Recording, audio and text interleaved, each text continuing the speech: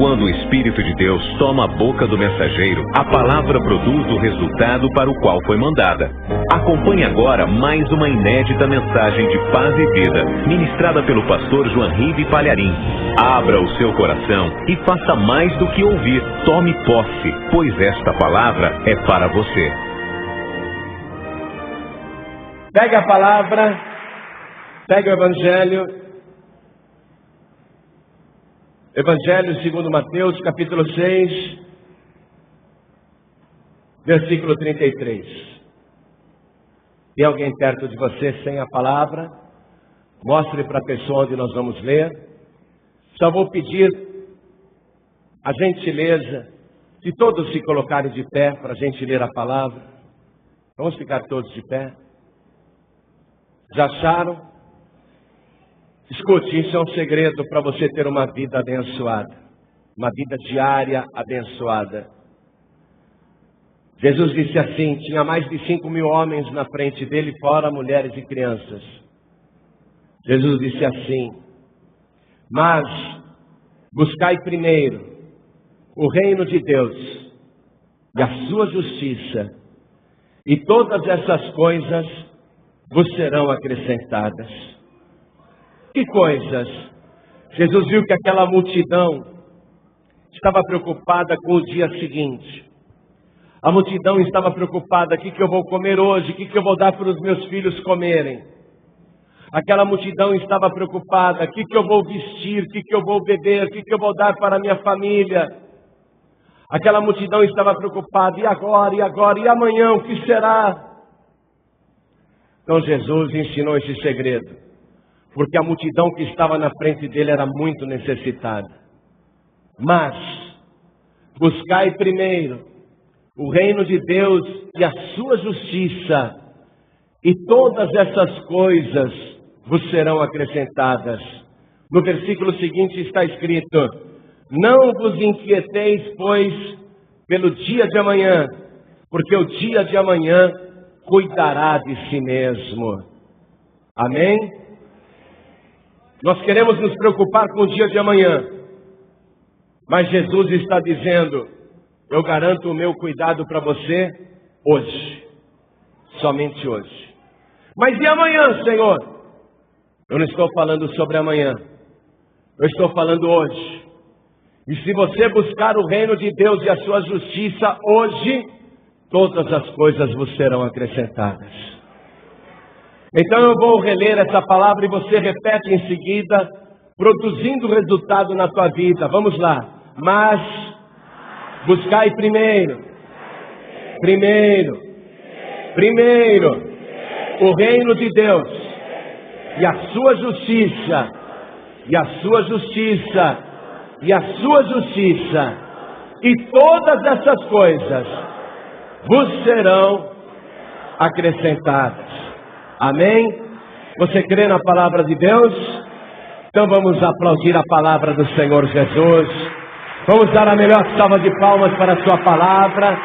E enquanto você aplaude, abra a tua boca e diga glória, glória, glória a Deus. Continua aplaudindo e glorificando. Pai querido e Deus amado, recebe o louvor de cada vida que te glorifica.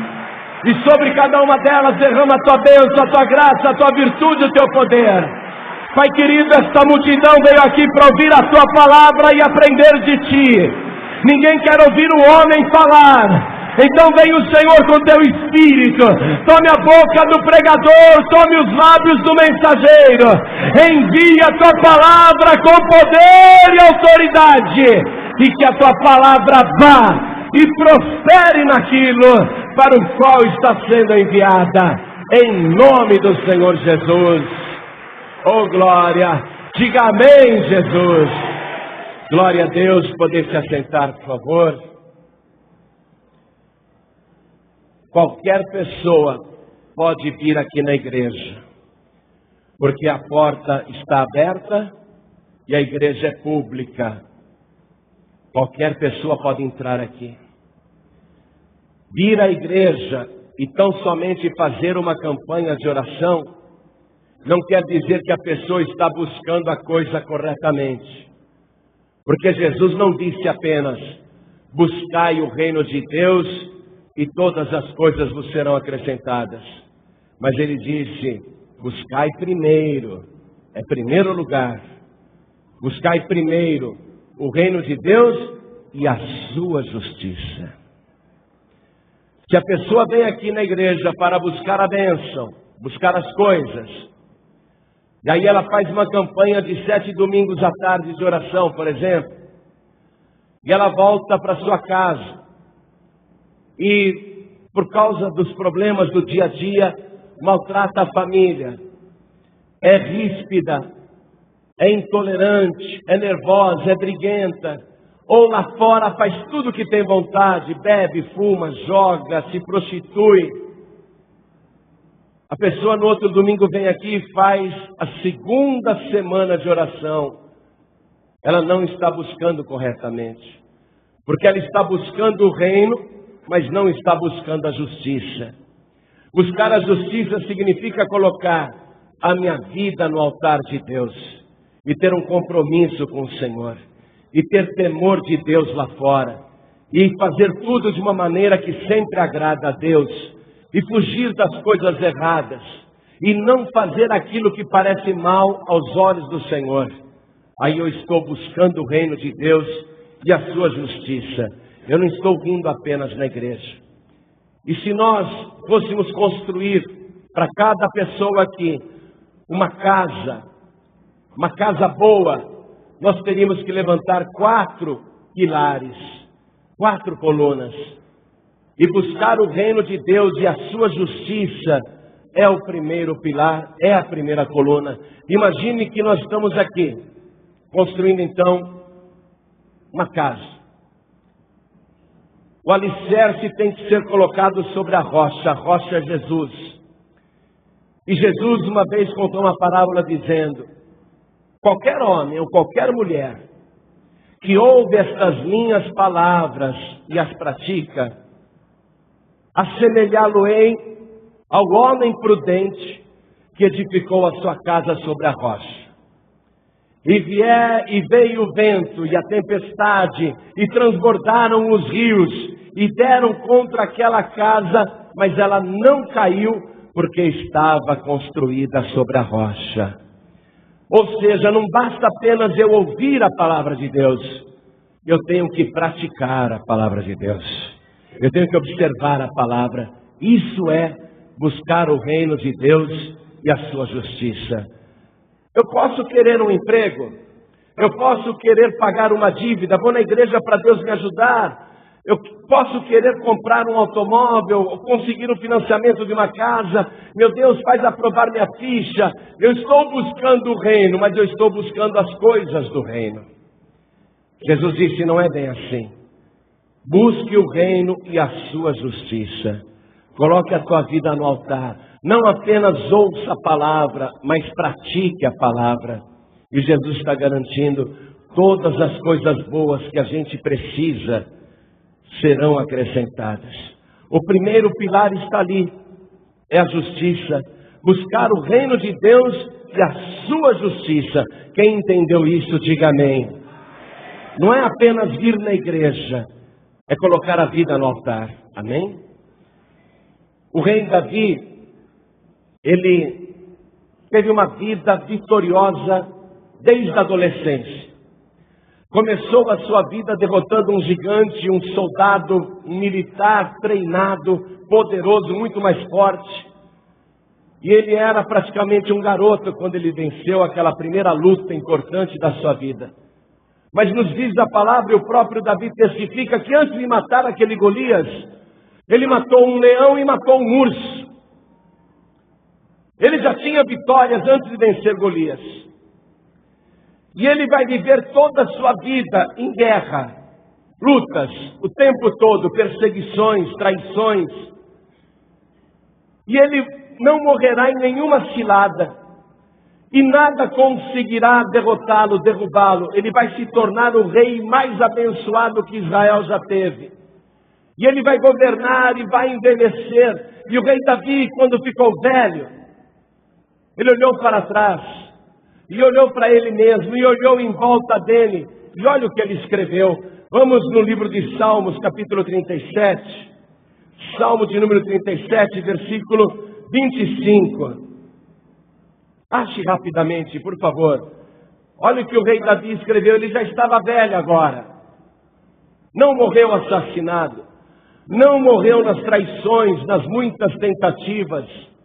Não morreu nas perseguições. Não morreu na guerra. E passou a vida em guerra. Mas conseguiu vencer tudo e chegou lá em cima. Ele estava velho e ele escreve: fui moço, e agora sou velho. Mas nunca vi o justo desamparado. Passe um traço aí na palavra justo. Justo é quem pratica justiça. Mas nunca vi o justo desamparado, nem a sua descendência a mendigar o pão. Quando você busca o reino de Deus e a sua justiça, não apenas a sua vida é abençoada, nunca vai te faltar o pão, mas inclusive a tua descendência será abençoada. Eu sei que a tua vida não foi fácil, você lutou, trabalhou, não foi fácil vencer, não foi fácil conseguir as coisas que você conseguiu. E pode ser que você olhe para o teu filho e para a tua filha e veja que eles não têm muito interesse. Parece que eles não estão nem aí com a vida. E às vezes você acaba desejando: esses meus filhos não sabem o que é sofrer na vida, eles precisavam aprender. E você até gostaria que eles aprendessem a dar duro para aprender o valor das coisas. Mas esse não é um pensamento bom. Porque o rei Davi está dizendo: eu fui moço, agora sou velho, mas nunca vi o justo desamparado, nem a sua descendência a mendigar o pão. Você não pode esperar que um dia, depois que você morrer, os seus descendentes aproveitem um pouco do que você conquistou, ou muito que você conquistou, mas você estará morto e não verá os teus descendentes aproveitarem as coisas que você conseguiu na vida.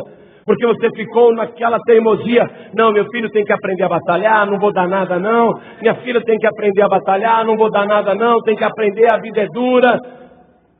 Você não estará vivo quando morrer e deixar tudo para os seus descendentes.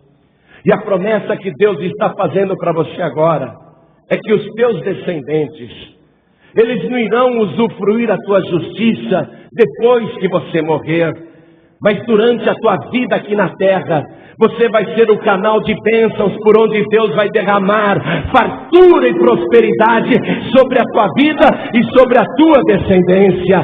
Você vai ver os teus filhos abençoados. Você vai contemplar eles aproveitando as coisas boas que Deus te deu. Porque essa é a herança do justo. Nós não vamos deixar para os nossos filhos um benefício depois de mortos. Nós vamos deixar o benefício durante a vida. Se você for justo com Deus, se você praticar a justiça. Mas quando eu sou injusto, olha o que acontece. Quando eu não pratico a justiça, quando eu não busco o direito do reino, quando eu não busco o reino, a sua justiça, o que acontece? Eu não sou justo com Deus, a minha descendência será afetada. Será que você gostaria de ter filhos pobres? Será que você gostaria de ter netos pobres? Quando você não é justo com Deus, isso vai afetar a tua descendência. Portanto, o primeiro pilar é a justiça. Mas são atitudes que nós tomamos que revelam a nossa justiça com Deus. Por exemplo, vamos ter o batismo nas águas. Aí a pessoa está vindo na igreja, está fazendo campanha aos domingos, e ela ainda não é batizada depois de adulta. E ela fala: não, agora eu não vou me batizar, por enquanto eu estou frequentando a igreja, por enquanto eu estou fazendo campanha na Paz e Vida. E ela não sabe que está sendo injusta com Deus. Porque Jesus, quando tinha 30 anos de idade, ele foi até o Rio Jordão, e ele entrou na fila para ser batizado. E quando João Batista viu Jesus na frente dele, João Batista se recusou a batizá-lo. Porque aquele batismo era para pecadores e Jesus não tinha nenhum pecado. Aquele batismo era para lavar pecados arrependidos e Jesus não tinha nada para se arrepender. Aquele batismo era para salvar as pessoas, e Jesus não precisava de salvação, porque era o próprio Salvador. Então João Batista falou: eu é que preciso ser batizado por ti. Jesus disse para ele o seguinte: João, deixa por agora, porque assim nos convém cumprir toda a justiça. Buscar o reino de Deus e a sua justiça é isso. Se você não se batiza, você não está buscando o reino de Deus e a sua justiça. Quando Jesus se batizou, ele provou que não há pessoa na terra, por melhor que esteja dispensada do batismo. Todo ser humano adulto precisa se batizar. Todo ser humano, não há exceções. Por isso que ele deu o exemplo. Quando você diz: eu não vou me batizar por enquanto, estou frequentando a igreja apenas, estou conhecendo mais, então você não está cumprindo a justiça de Deus. Aquele teu primeiro pilar ali, já caiu por terra. Se eu venho para a igreja e vivo de qualquer maneira lá fora, aquele pilar já caiu por terra. Eu não estou buscando o reino de Deus e a sua justiça. Estou buscando só o reino, a sua justiça não. Aquele pilar caiu por terra. O primeiro pilar, importantíssimo, já não existe mais. Então memorize isso. Não apenas vir na igreja, mas buscar o reino de Deus e a sua justiça e colocar a vida no altar. Amém? Pôr a vida no altar. Segundo pilar, eu estou construindo a minha casa sobre a rocha. O segundo pilar aqui, eu tenho que colocar esse segundo pilar. Qual vai ser a medida desse segundo pilar? Qual é o tamanho desse pilar? Qual o tamanho dessa coluna? Deus me deu essa medida.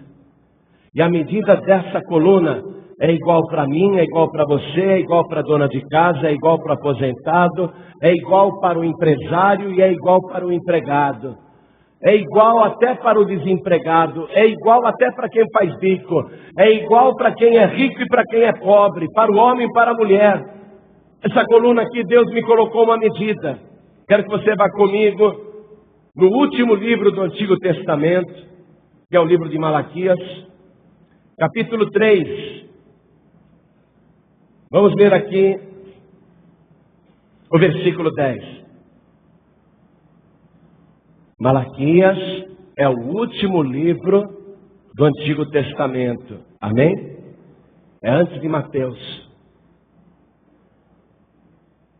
Olha o segundo pilar aqui. Deus colocou a medida. É igual para todo mundo.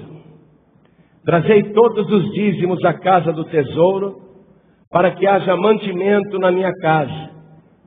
E depois fazei prova de mim, diz o Senhor dos Exércitos. Se eu não vos abrir as janelas do céu e não derramar sobre vós uma bênção tal, que dela vos advenha a maior abastança. E por causa de vós, repreenderei o devorador, para que não vos consuma o fruto da terra, e a vida no campo não vos será estéril, diz o Senhor dos Exércitos. Amém? Trazei todos os dízimos, é a 10ª parte. Sem olhar teu nome na tesouraria da igreja, eu sei quanto é o teu dízimo. Sem olhar o teu nome lá na tesouraria da igreja, eu sei quanto é teu dízimo. O teu dízimo é 10%. O dízimo de todo mundo aqui é igual. Ninguém dá mais do que ninguém, porque essa medida foi estabelecida por Deus. Essa segunda coluna é a coluna da fidelidade.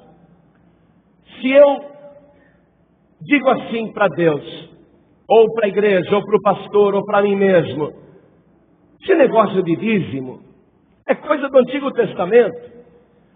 O próprio pastor Palharim falou que Malaquias é o último livro do Antigo Testamento. Eu não vou dar o dízimo porque isso é coisa do Antigo Testamento.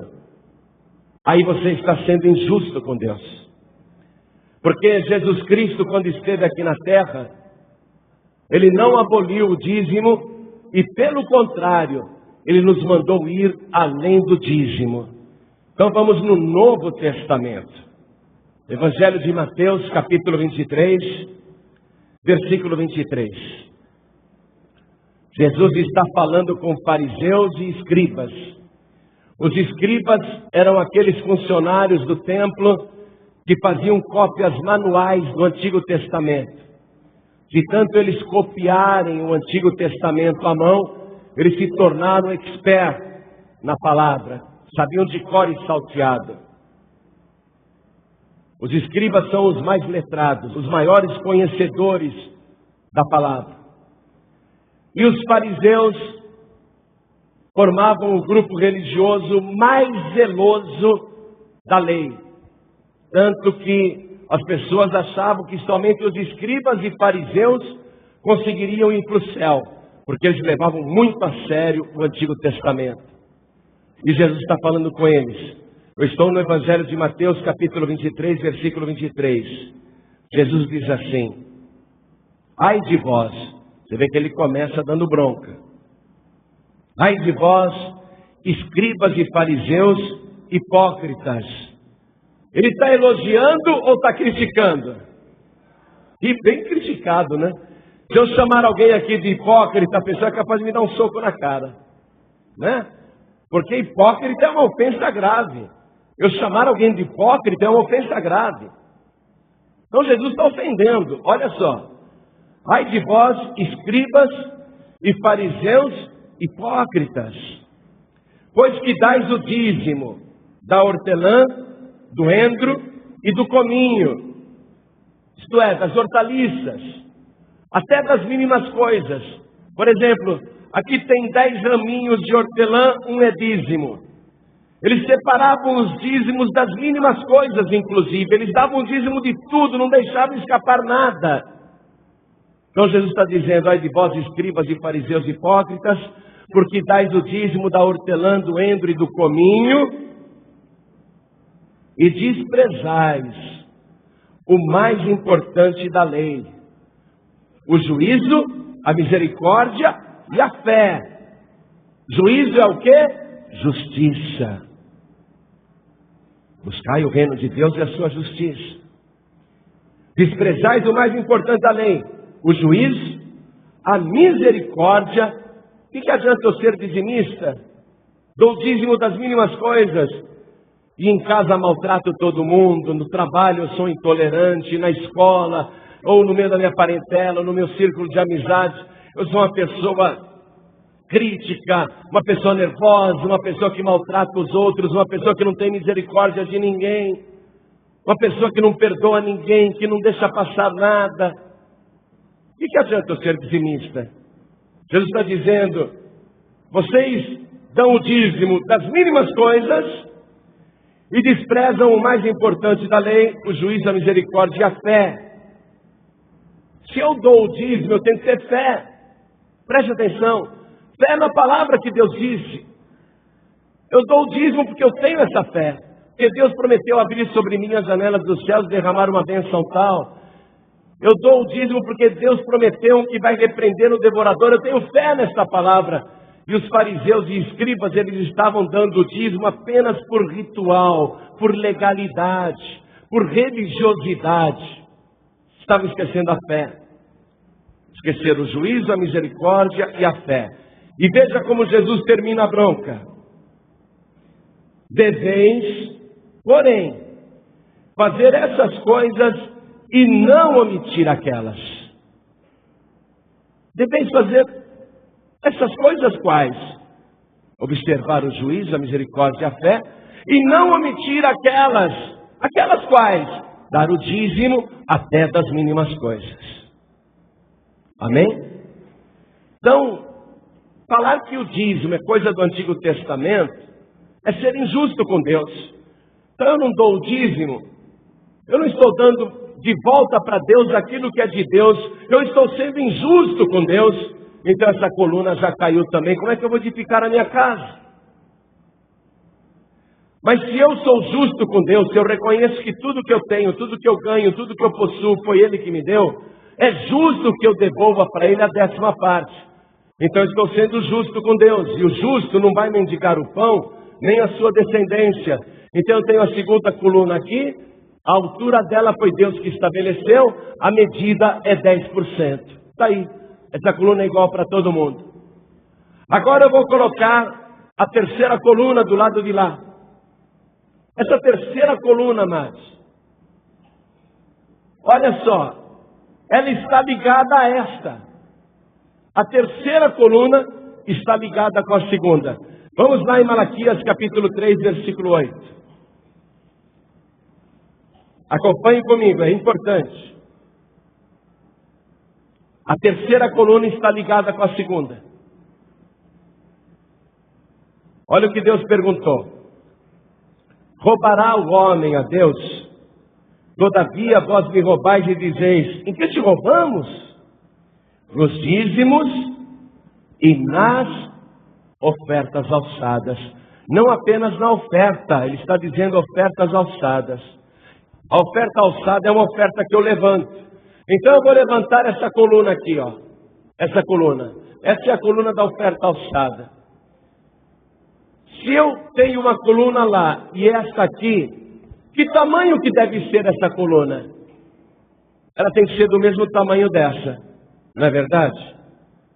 Porque se eu colocar ali uma coluna menor, o meu telhado vai ficar caído, vai ou não vai? Lógico, eu tenho que fazer um telhado no mesmo nível. Porque olha só, a oferta alçada tem que seguir o dízimo. E Deus está reclamando que ele é roubado não apenas quando a pessoa não dá o dízimo, mas quando a pessoa também não dá a oferta alçada. E a oferta alçada tem que seguir o dízimo. Então essa é a terceira coluna. Então vamos fazer um exemplo para ficar mais claro para a gente. Vamos supor que eu ganhe R$1.000 por mês. Eu estou colocando aqui a segunda coluna. Eu ganho R$1.000 por mês. Quanto que é o meu dízimo, amados? R$100, né? Tá bom, então tá aqui. E se você ganha 3.000 por mês, o teu dízimo é 300. Mas é do mesmo tamanho que aquele que ganha 1.000 por mês. E se tiver uma pessoa que ganha R$451 por mês e dá 45,10 de dízimo, essa coluna é do mesmo tamanho. Porque essa coluna é igual para todo mundo, é sempre a 10ª parte. Então vamos lá, eu ganho 1.000 por mês. Então eu dei R$100 de dízimo. Mas a oferta alçada, ela tem que acompanhar o dízimo. Ela tem que ser da mesma medida que aquela. Vamos imaginar que eu dê de oferta alçada para acompanhar o meu dízimo. Vamos imaginar que eu dê R$20 de oferta. R$20 é igual a R$100. Então essa coluna não está do mesmo tamanho. O que está acontecendo com o telhado da casa que eu estou construindo? Já está torto. Teve um homem chamado Robert Letourneau. O Robert, ele era dono de uma oficina que mais parecia um ferro velho lá nos Estados Unidos. E a empresa dele chamava Caterpillar. E era uma oficina falida. Aí o Robert foi para uma igreja, resolveu ser membro da igreja, resolveu dar o dízimo e resolveu dar a oferta alçada. E assim que ele fez isso, teve uma concorrência no governo dos Estados Unidos e ele mandou uma proposta, mandou por mandar. E a proposta aprovada foi a dele, para construir máquinas pesadas para o governo americano. E o governo dos Estados Unidos, logo em seguida, injetou dinheiro naquela oficina dele, que parecia um ferro velho, e ali ele deslanchou com a Caterpillar. Eu estava conversando com um moço de Minas Gerais, que trabalha numa mina, e ele disse: pastor, nós temos caminhões da Caterpillar, que só a roda é do tamanho do teto de uma casa, só a roda. São caminhões que transportam muitas toneladas de uma vez só, mas são caminhões mais fáceis de dirigir que um automóvel. Então o Robert, ele disse o seguinte, esse homem que ficou muito rico, que produz máquinas para o mundo inteiro, inclusive aqui no Brasil, da Caterpillar. O Robert disse assim: o dízimo não é um teto, e sim um piso por onde nós começamos a contribuir. Então, deixa eu explicar melhor o que ele quis dizer. Essa 10ª parte aqui é uma medida estabelecida por Deus, mas não é o máximo, é o mínimo. Se eu der 9% de dízimo, eu estou dando dízimo. Se eu der 9,99% de dízimo, eu estou dando dízimo. Então esse é o piso mínimo. Aonde é que vai o meu teto?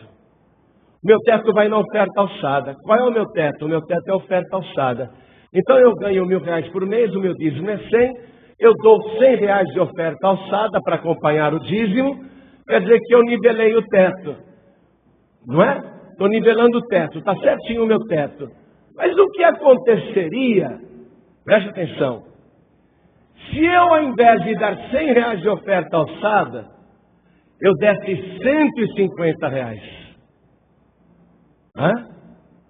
Eu passei 50% da medida, não passei? Leia lá comigo Evangelho de Lucas, capítulo 6, versículo 38. Leia comigo.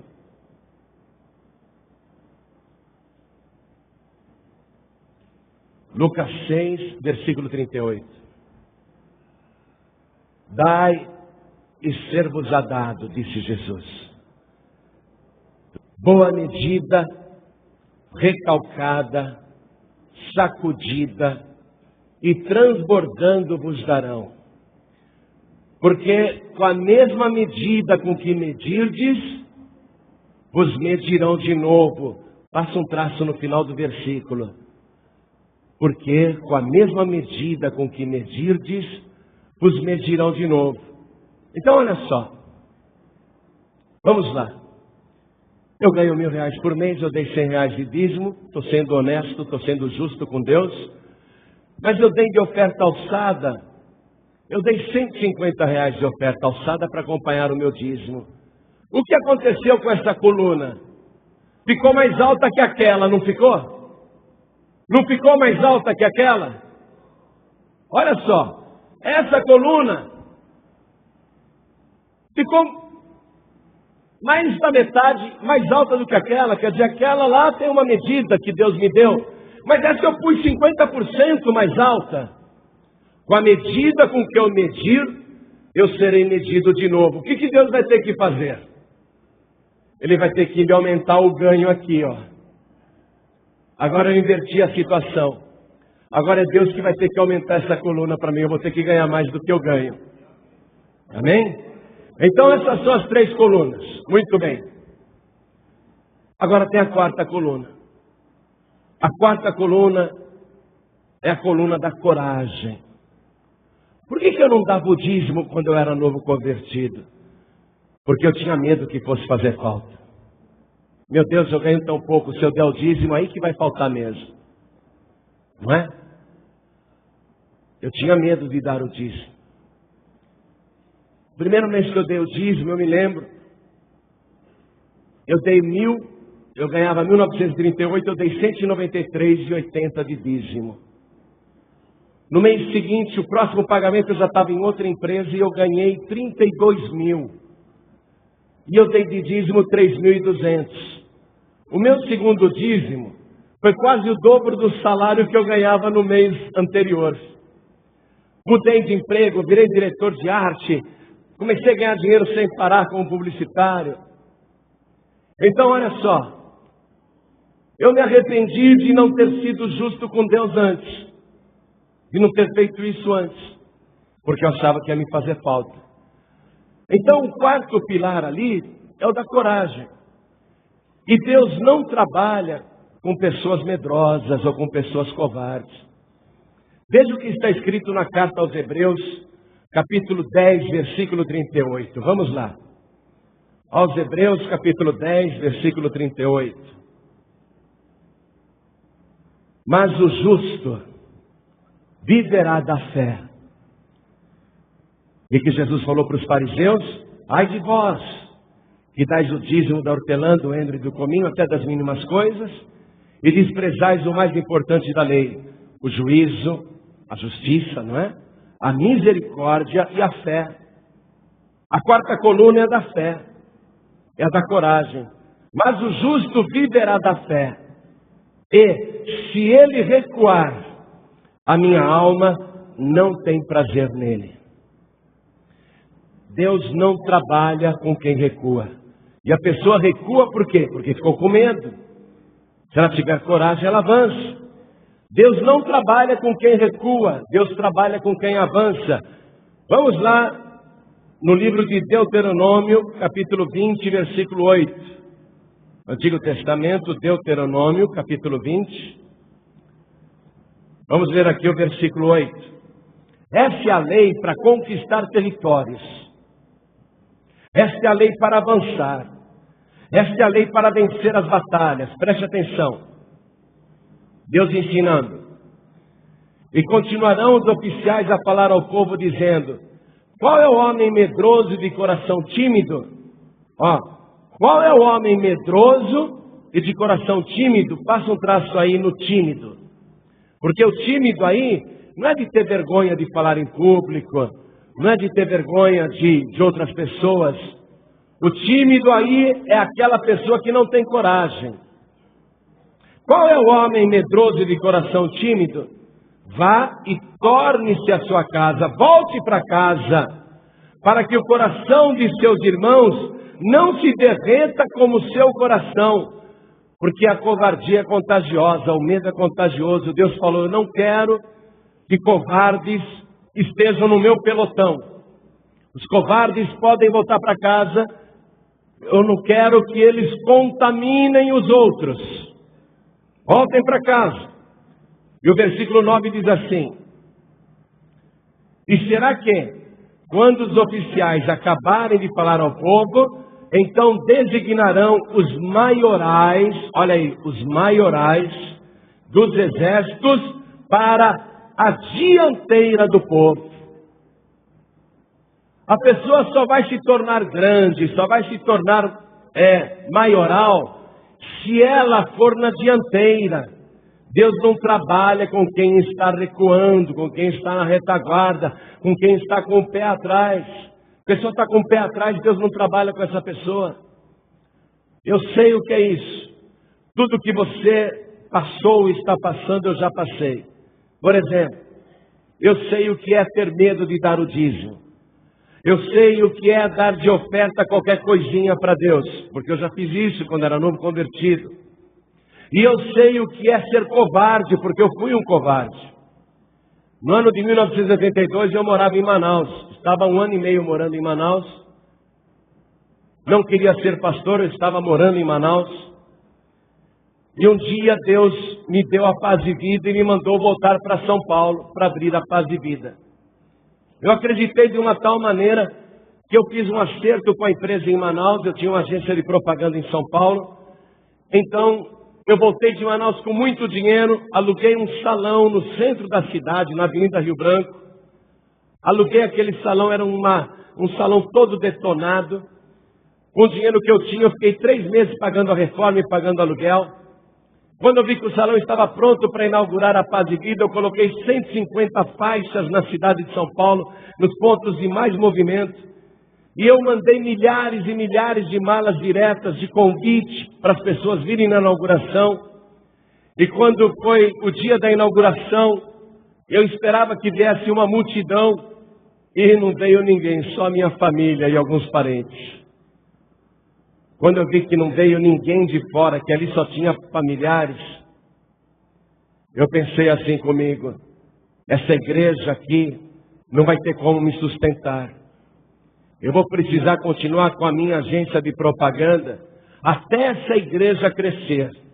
E o dia que essa igreja tiver condições de pagar o aluguel dela e pagar um salário para me sustentar, não precisa ser um grande salário não, mas o dia que ela tiver condição pelo menos de me sustentar, então eu vou deixar publicidade. Mas agora é melhor eu ser publicitário de dia e de noite eu venho pregar o evangelho aqui nessa igreja. E eu disse para Deus: meu Deus, o dia que a Paz e Vida puder me sustentar, então aí eu deixo a publicidade. E ali eu perdi a minha bênção porque eu fui covarde. Paz e Vida ficou 13 anos estacionada, 13 anos parada. Aquela igreja, aquela primeira igreja da Paz e Vida tinha 150 cadeiras. E eu não conseguia encher aquela igreja. Durante 13 anos eu não consegui encher uma igreja que media 10 por 29. Não tinha nem 300 metros quadrados o salão. Durante 13 anos eu dizia para Deus: meu Deus, faz a Paz e Vida dar certo, que assim eu deixo a publicidade e vou trabalhar só na obra. Mas Deus não trabalha com covarde. Eu recuei. No dia da inauguração, quando eu vi a igreja vazia, o que eu devia ter feito? Hoje está vazia, mas Deus vai encher essa igreja, eu vou trabalhar, eu vou em frente, eu vou evangelizar. Mas eu recuei, eu tive medo. Quando eu fiz 40 anos de idade, 13 anos depois, quando eu fiz 40 anos, foi que eu tomei a decisão de largar a agência de propaganda, vender o meu apartamento, colocar na igreja, vender minha casa por na igreja, até que eu perdi tudo.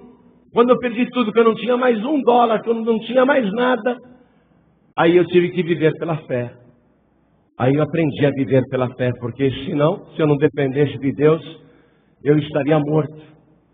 Então eu sei o que é ser covarde também, eu sei o que é não ter coragem.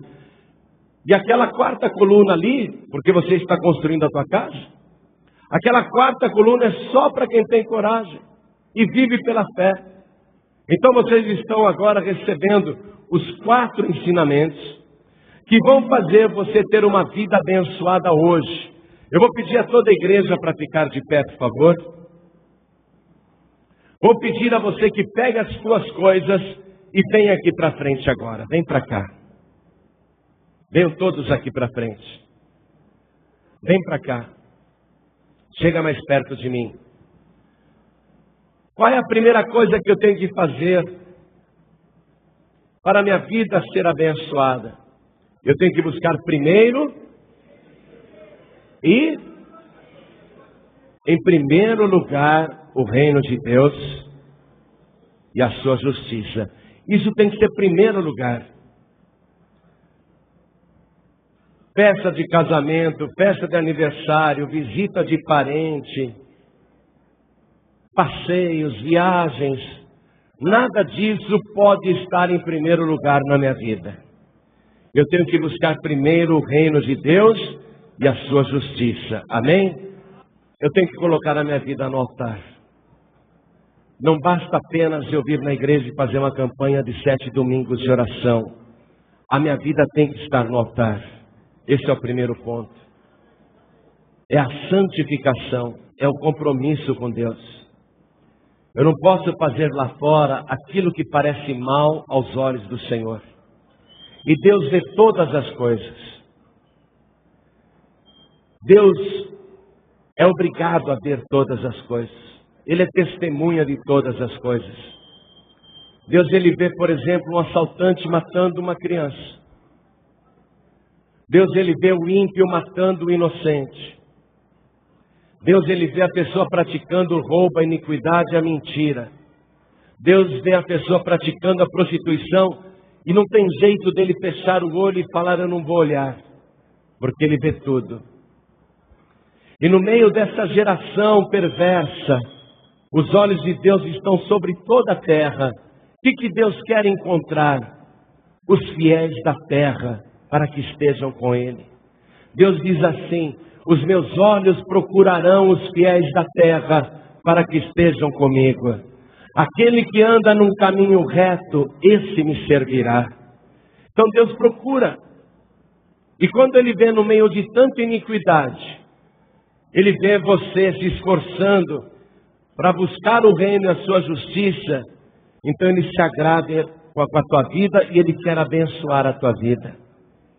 Deus procura essas pessoas. Pessoas que buscam o reino de Deus e a sua justiça, que colocam a vida no altar. Nós não somos perfeitos, mas eu garanto para você que hoje eu sou melhor do que quando eu comecei a caminhada. Garanto para você.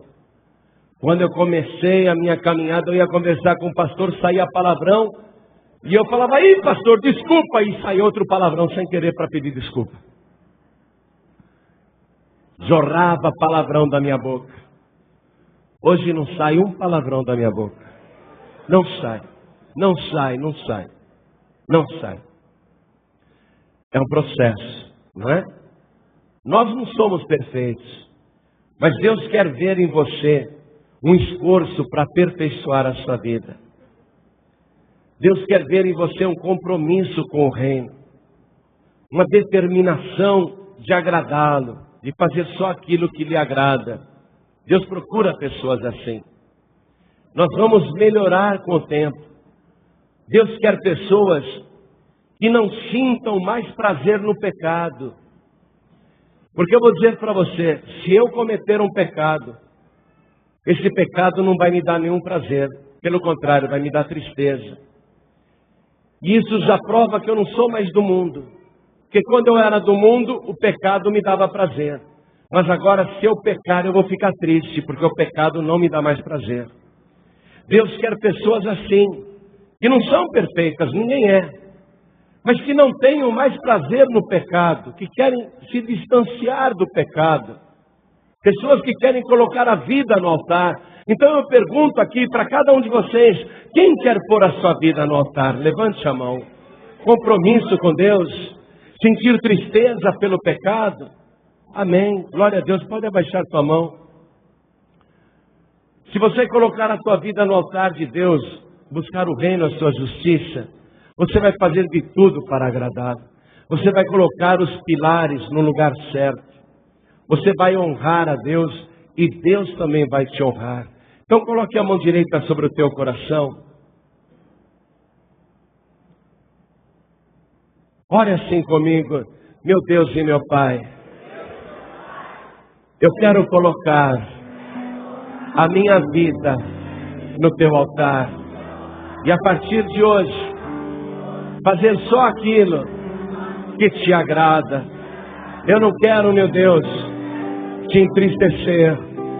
Eu não quero que o teu Espírito Santo se retire de mim.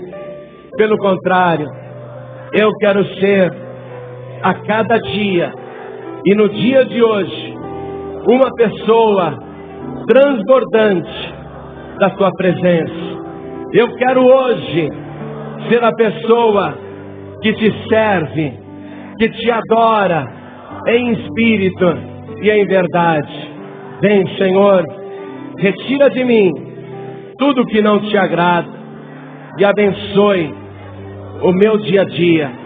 Limpa o meu coração, limpa a minha mente, limpa o meu espírito, limpa a minha alma, porque a partir de hoje a minha vida está no teu altar.